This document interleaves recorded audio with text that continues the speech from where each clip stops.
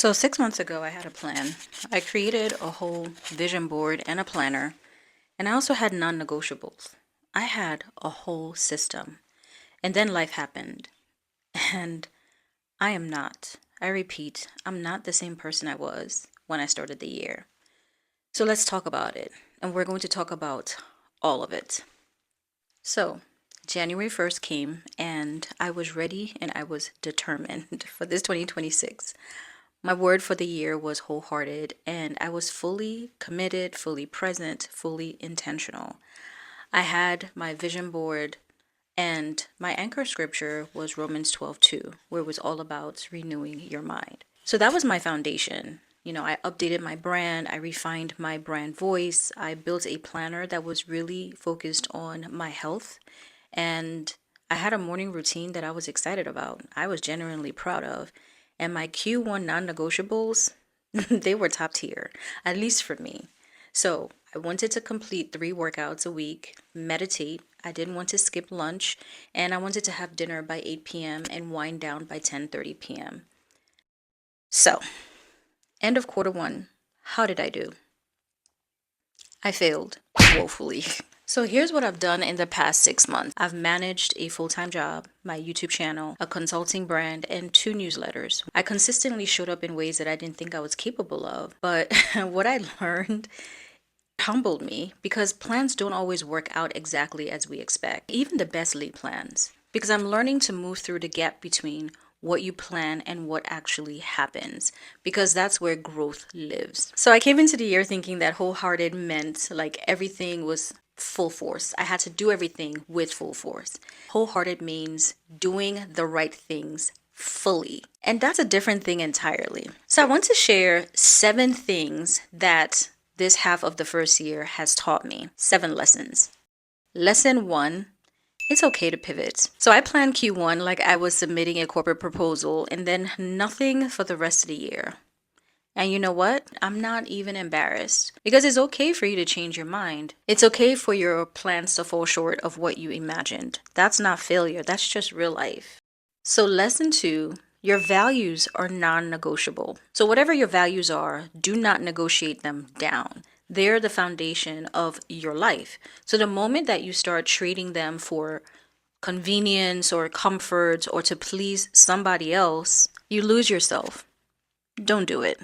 Lesson 3, you don't have to respond to everything. So, a few years ago, I had a conversation with my mom. I was sitting in her apartment across from her, and the two of us were just chatting. We were talking, like really talking. I was sharing my perspective on her relationships, her parenting style, all of it. That was very bold of me. What I found fascinating was that she just sat there, hand on her chin, looking at me. And when I finished, she just went, that's it. And at the time, I was a little offended because I was like, I just poured my heart out to you. We were having a mom-daughter moment, and her response was not what I was expecting. I was expecting that she was going to engage with my very well thought out opinion. But now I understand exactly what she did. She heard me, she didn't dismiss me, but she didn't give her energy for something that was my opinion. Not a crisis, not asking for advice, not asking for help, just my opinion. And I've been thinking about that moment ever since because I learned that there is a difference between someone voicing their opinion and someone asking for advice. And not every opinion needs my response. Sometimes a simple, is enough. So, lesson 4, your interests change, and that is okay. So, more story. I used to love budgeting. I don't think you understand how deeply I genuinely loved it. I would spend hours creating a spreadsheet. They will be color coded, categorized, the whole thing. I think I have probably hundreds of budgets, and now I couldn't care less. Like, it's just unbelievable. My husband and I, at the beginning of the year, set up a bills account. So we put money in that account every time we get paid, and bills just automatically come out of that account. And all I do is I just check on it periodically just to make sure nothing is off, and that's it. Funny enough, I used to think that that was lazy, But now for me, it's just wisdom because I'm in a different season and my interest has evolved in this season that I'm in. So lesson 5, everything has a season. You can't expect to harvest anything if you haven't planted a seed. And the thing about seeds is that some grow faster than others. Some take years and some don't. But you can't rush the process. So I'm learning to be patient. If you're rushing a process, it's not just impatience, it's also very costly. For lesson 6, rest is not optional. And I say this as someone who failed woefully in the last 6 months when it comes to rest. And I'm saying this in all kindness because we've confused rest with scrolling on social media or rest is binge watching a TV show. But neither of those things are rest. Real rest is allowing your brain and your body to actually recover. And the way you do that is by decreasing the amounts of stimuli that it is constantly receiving. I'm going to do a full video on rest because I believe it deserves its own conversation. But I'll leave you with this for now. When you don't rest, you're setting your future self for a very unfortunate situation. And I'm going to tell you this, that your body will collect what you owe it.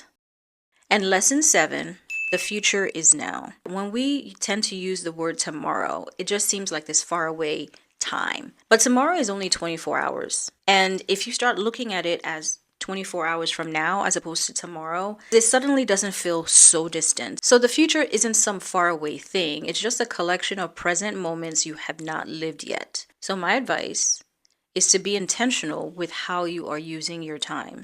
So 6 months in, halfway through the year, and here is where I land. Wholehearted doesn't mean doing everything perfectly.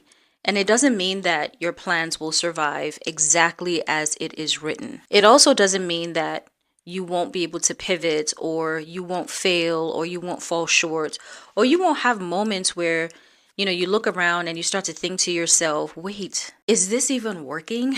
For me, after the past 6 months, I'm realizing that wholehearted means that I need to keep going anyway, with honesty, with faith, and with my whole imperfect, still figuring it out self. And if you started this year with a plan that didn't survive contact with real life, I want you to know that you're not failing, you're just in it.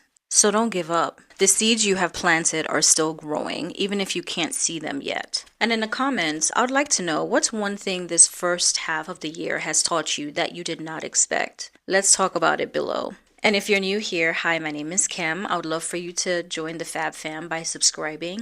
I also have a newsletter and the link is in the description. The newsletter is bi-weekly and it's free. And if no one has told you this today, you're valuable, you have purpose, you're more than enough, and you are fabulous.